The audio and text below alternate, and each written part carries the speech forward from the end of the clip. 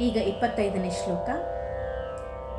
नासै रोग हरै सब पीरा, जपत निरंतर हनुमत बीरा.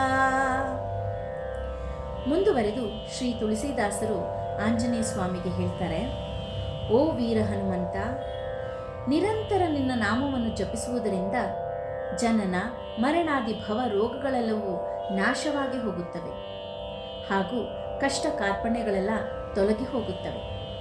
ನಿನಗೆ ಸಾಷ್ಟಾಂಗ ನಮಸ್ಕಾರಗಳು.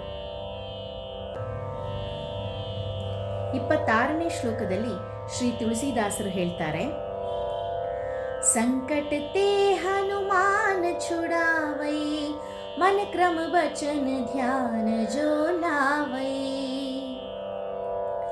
ಇದರ ಅರ್ಥ ಏನಂತಂದ್ರೆ, ಕಾಯ ವಾಚ ಮನಸ ನಿರ್ಮಲವಾದ ದೃಢ ಮನಸ್ಸಿನಿಂದ ಧ್ಯಾನಿಸುವ ಭಕ್ತರನ್ನು ಸದಾ ಸಂಕಟದಿಂದ ಪಾರು ಮಾಡುವ ಹೇ ಹನುಮಂತ, ನಿನಗೆ ಶಿರಬಾಗಿ ನಮಿಸುವೆನು. 27ನೇ ಶ್ಲೋಕ ಹೀಗಿದೆ. सब पर राम तपस्वी राजा, तिनके काज सकल तुम साजा.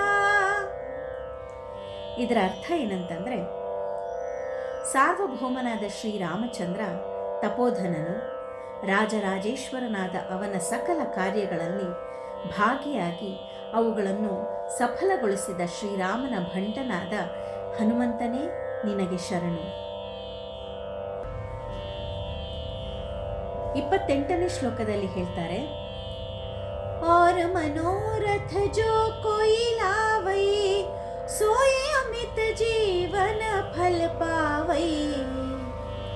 ಇದರ ಅರ್ಥ ಏನಂತಂದ್ರೆ, ಭಕ್ತರ ಮನೋರಥವನ್ನು ಈಡೇರಿಸುತ್ತಾ ಅವರಿಗೆ ಪರಮಾತ್ಮನ ಪ್ರಾಪ್ತಿರೂಪಿ ಫಲವನ್ನು ದಯಪಾಲಿಸುವ ದಯಾಳುವೆ ನಿನಗೆ ವಂದನೆಗಳು.